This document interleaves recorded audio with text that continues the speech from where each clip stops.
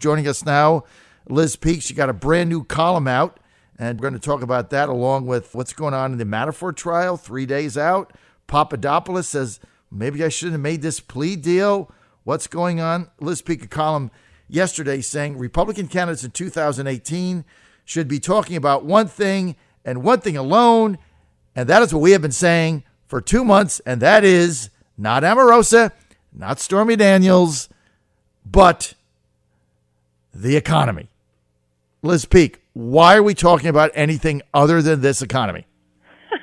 Good morning, John. That's a really good question, and I would like to sort of gather all the GOP candidates in one room and sort of shake them and say, what are you doing? Because, you know, I think actually a lot of them don't even understand why the economy is doing so well. I don't think they believe that lowering corporate tax rates and individual tax rates has elicited this big boom in growth, compounded, of course, with a lightening of regulation. It's like they're scared to talk about it. And honestly, it is mind-boggling to me because what we're seeing is that across every demographic, every income quartile, people are better off. And remember that old line, are you better off than you were before? Right. That's what they should be asking their voters. And then they should say, well, guess what? If you elect Democrats to the House of Representatives, you're going to see all of this reverse gear. And, you know, it's amazing to me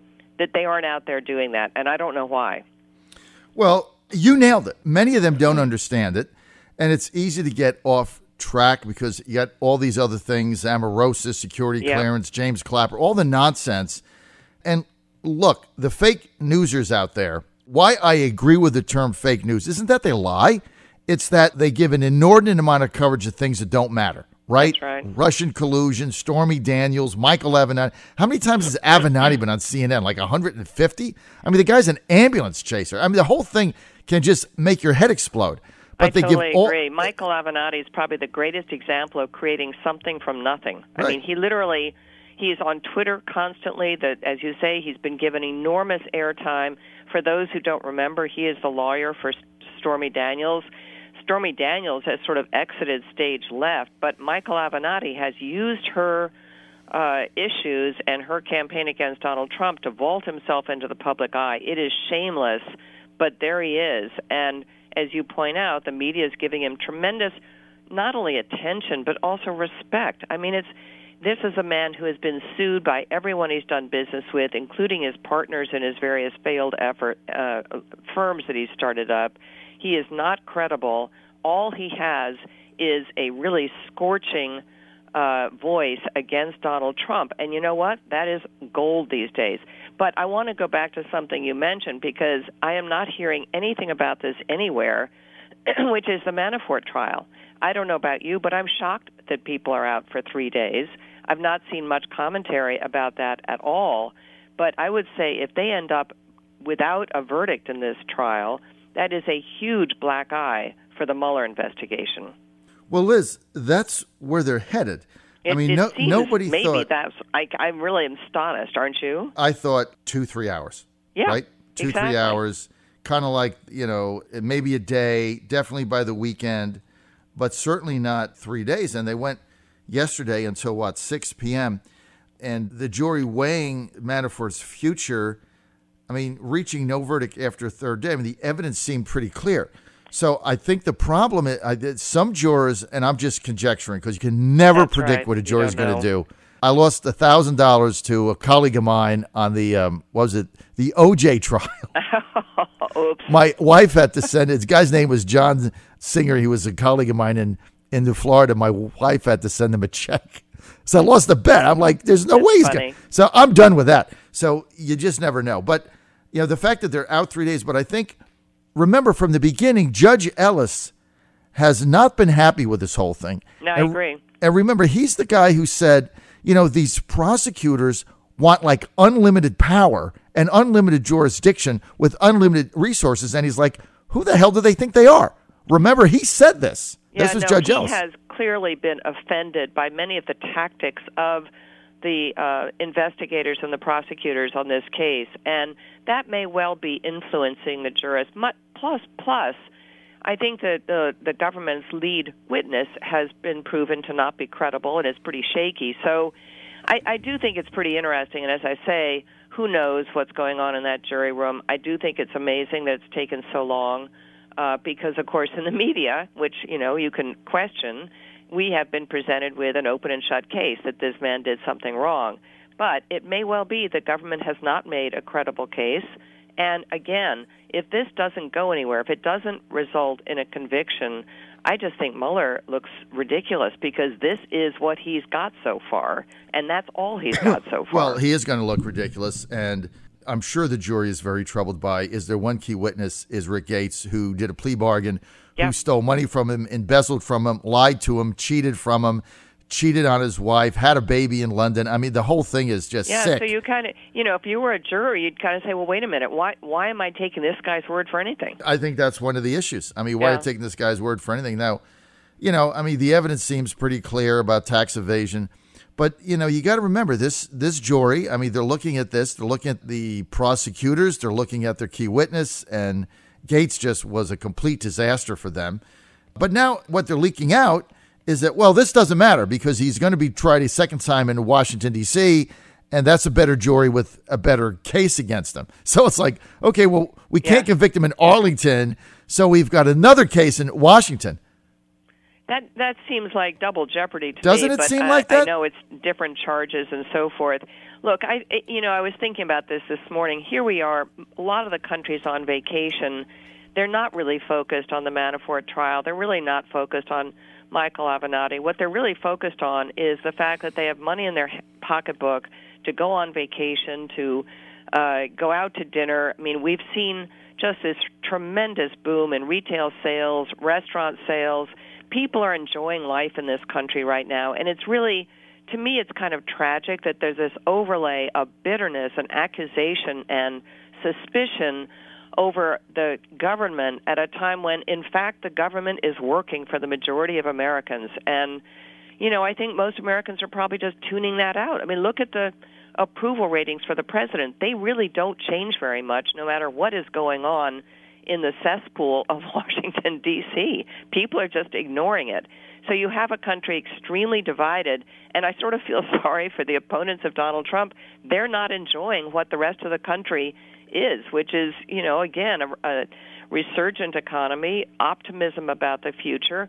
All of those polls are extremely, not just positive, but the best they've been in decades. At some point, that'll change, and we'll look back at this period and say, wow, why didn't we enjoy it more? And to my point earlier, why didn't Republicans make more of it? Because this is the big story, John, and they're missing it. They're missing it because they want to miss it. That's the whole thing. But I get back to what you said, Liz. A lot of the Republicans on the trail, some of them don't fall in this category, but some do. They don't really understand this, right? They don't know why the economy is going good. They're afraid that it's going to tank next quarter or stocks are going to go down and then they're going to be caught holding the bag. Yeah. They don't understand that when you bring manufacturing back, you bring jobs back, you cut taxes, you cut corporate taxes, you give people bonuses and wages, you spur consumer confidence that they're buying. I had Congressman Dave Bratt on yesterday from Virginia. And he mentioned something to me that I hadn't even thought about. I kind of glanced at it and didn't make the connection. He said that last week, Walmart had the best week in sales it's ever had in the history of its company by like 5%. Like this, an enormous amount of sales. Back to school, things of that nature, summer ending. And he said, you can't buy things if you don't have money in your pocket. You simply can't do it. And that's, again, that's what's so exciting. And I don't know if you caught this, but there was a little article, I think it was in the Journal yesterday, talking about how the savings rate has gone up. And this really astonished people. It wasn't just by a little bit. It was basically that the government has been wildly wrong about the savings rate going down. And here's why they were so wrong. Government bean counters have been assuming that this surge in spending was coming from credit card debt, things like that, because they really are incredulous that incomes are going up. This is what is being missed. They're looking at the wages that the Bureau of Labor Statistics is reporting, and those are very minor increases, like 2.6, 2.7% year over year. About just a little bit more than inflation. So that's why Nancy Pelosi's running around the country saying, well, workers aren't better off. What they don't catch in that is that people are moving jobs. They are taking, we've had the highest number of people quitting their jobs ever in the last couple of months. Those people are quitting because they're moving to a better job that pays better. Income is up, and I would say it's up 5 to 6%. But what's fascinating is that's kind of not being caught up in the government data. And again, they thought that the savings rate was around 3.5%. It turns out to be significantly higher than that. So, in fact, there's more money out there than the government is aware of. I mean, this is sounding sort of peculiar, but it's just the way they sort of account for various statistics. And, again, this is why consumer optimism is through the roof. And it has shown no sign of abating, even with all the anxieties about tariffs and all the cloud over Washington, D.C., et cetera. People know what's in their bank account, and they are spending. I tell you what, you are spot on with that. However, you did say one thing that I have to check into. Let me get Mike involved here, my executive producer. Liz Peek says that in record numbers, Mike, people are leaving their companies and changing jobs to get a better opportunity. So you just scared me half to death. Mike, you're not going to leave us, are you, Mike?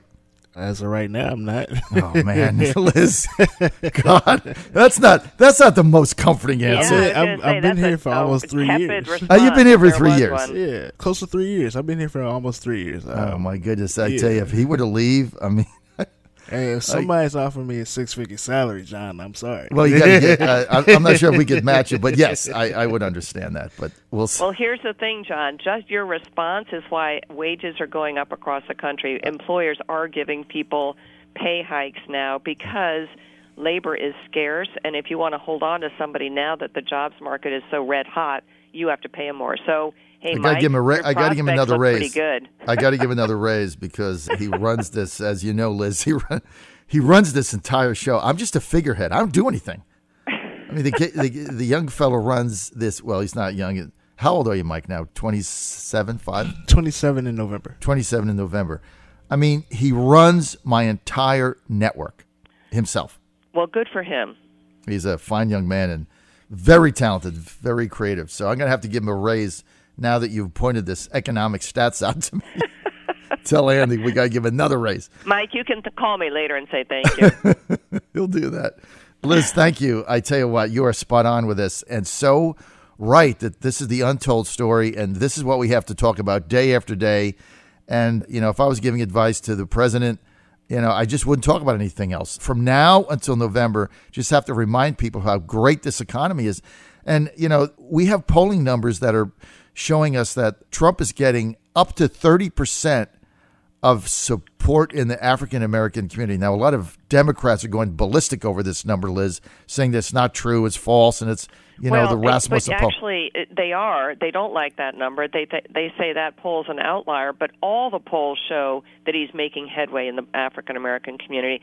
And I think it's terrific. I mean, they're better off. Guess what? Unemployment is at a record low for African-Americans, and they not only are generally the employment up, but all kinds of subcategories, people who haven't got a high school degree, people who have been in prison. All these people are suddenly finding jobs. What could be a better tonic for what ails that community? Nothing. I mean, it is a dramatic turnaround. And look, it would be tremendous to me to have people the grip that the Democratic Party has on the Hispanic and African American community, if that begins to just get loosened a little bit, I think that would just be a huge accomplishment. And it should be loosened because they're better off. These policies work. John, when you look at what's going on in blue states and red states around the country, I was going to write an article maybe starting today or tomorrow about why would anyone move to a blue state. These states are doomed, and the policies have not changed a whit that have caused Illinois and California and Massachusetts and all these states to continue to hike taxes and to continue to bleed people. That is what's happening. Meanwhile, I don't know about you, I am meeting so many people moving to Nashville, moving to all these sort of mid-Atlantic and Texas, also Texas and other states with no high taxes, it is happening. These policies have an impact on people's lives. And, I just wish more people would sort of begin to look at these things with a clear eye. And if more African Americans are doing that, good for them. Well, we're out of time, Liz Peek. Thanks for being with us. But my pleasure. Liz, your governor in New York. The worst. Andrew Cuomo, he says, America was never so great. It's not that great. What a bonehead. I mean, that is his deplorables comment. The man is not going any further in his political career. I mean, America was never that great anyway. Unbelievable. The bonehead is the only word for that. Liz, I'm out of time. Follow Liz Peek. Go to @Liz Peek on Twitter. Follow her there. Also, you can read her columns, lizpeek.com. Fox News, The Hill, Liz Peek. Thanks for being with us. My pleasure. Thanks for having me.